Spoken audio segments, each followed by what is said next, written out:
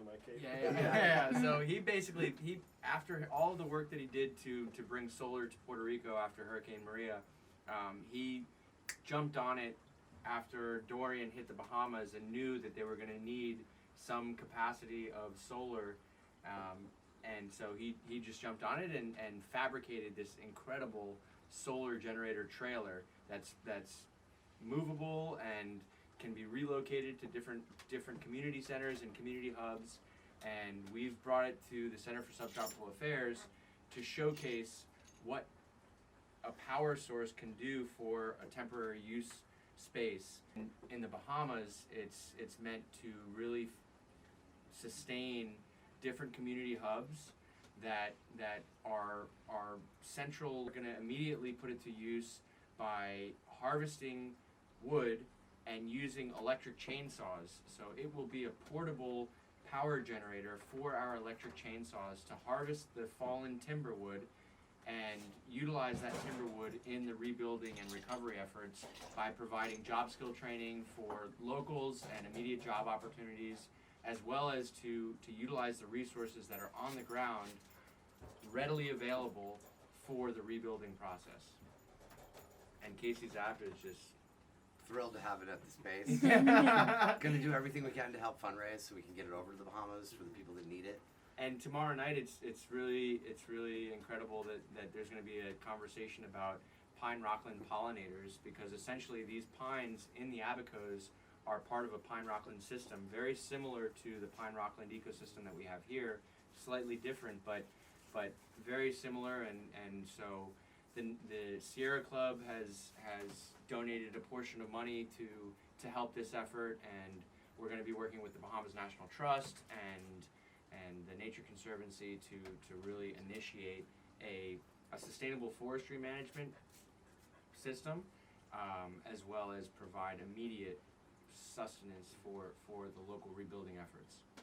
So the community center, we're a community hub for sustainable development, biotech innovation in lab science that you can do in your kitchen. We're trying to pioneer urban agricultural projects that will engender people to pursue those kind of directions by finding financial to get it there. So it'll stay here at Subtropical Affairs until we get that barge going. The quotes we received were at cost quotes of $14,000 to $16,000 to get the barge going. We can add other materials onto the trailer and other materials onto the barge, so we aggregated with other relief aid. But that's the current target, and I just heard we had a $5,000 commitment from Albert, so we're trying to aggregate a little more. So that's the current fundraising, unless we get a free boat. So if anybody hears of $10,000 to $15,000, or hears of a free boat big enough to bring a 26-foot trailer that's 3,000 pounds, call Ian. Well, 26-foot trailer, and it needs, mentorship programs is trying to offer people the possibility of delving deeper and deeper and creating awareness. And as people do create their own innovative products and ideas, we hope to bring them to market through working with capital and creating real solutions that can be implemented on smaller community scales and then ultimately reproduced nationally, hopefully, as part of what we hope to see as a Green New Deal. That's pretty much it. And I am Walter. I'm the executive director of coastalmarine.org, the 501c3 that's delivering this project. Ian mentioned Puerto Rico. So Puerto Rico, we installed 130 solar sites, similar size to this trailer, but not mobile. They're in situ, so they're still permanently installed on community centers throughout Puerto Rico. And that's kind of been our hands-on project. We've been, with each site, we train women in solar in Puerto Rico, so mostly high school and college-age women who are leaving the island because there's a brain drain to take jobs on the mainland. We're saying, wait, we'll pay you to get certified, nationally certified for solar, and you can either create your own company or join the solar industry here and have a renewable recovery post-Maria. And so our first 8 graduates are going to graduate in December. It's a 10-month program where they get 3 years of experience within 10 months. And that's because of the high rate of implementation.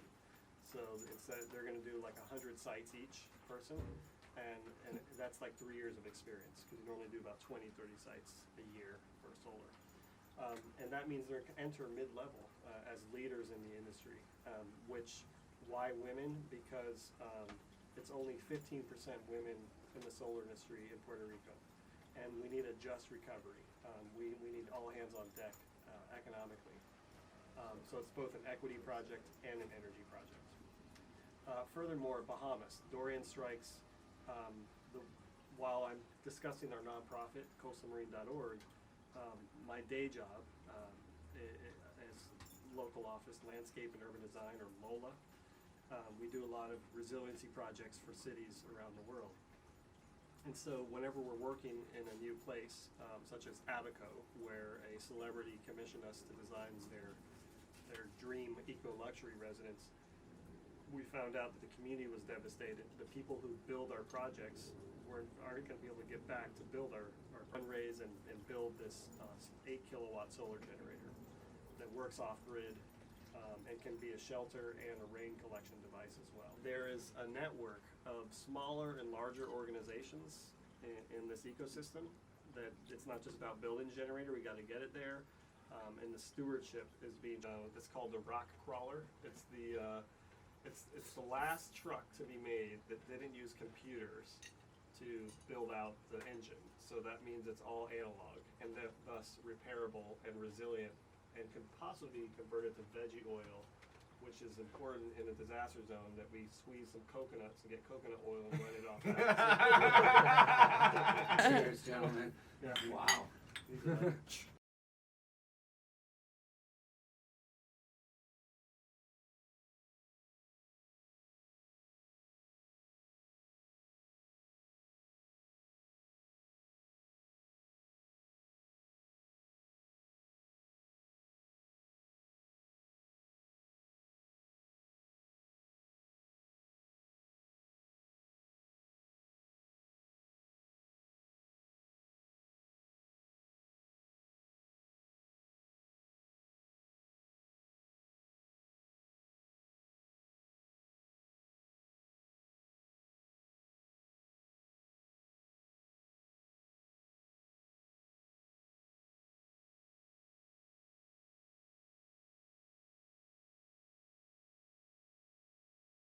On a for-profit project, and our staff works on a